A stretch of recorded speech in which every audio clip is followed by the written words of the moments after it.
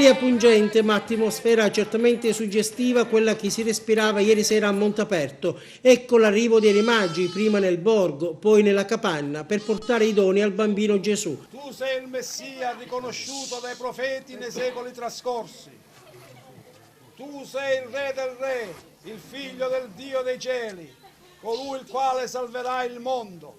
È andata così in archivio con la festa dell'Epifania l'8ª edizione del Presepe Vivente di Montaperto.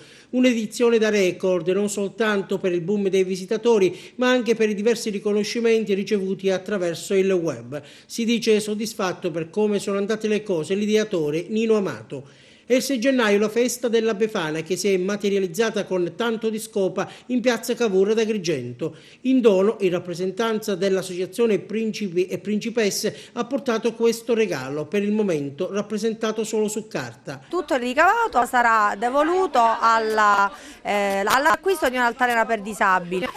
Noi siamo Principi e Principesse, abbiamo raggiunto questo obiettivo perché abbiamo raggiunto la somma. Dopo di questo cominceremo con un altro obiettivo. Grazie di tutti e buona Befana.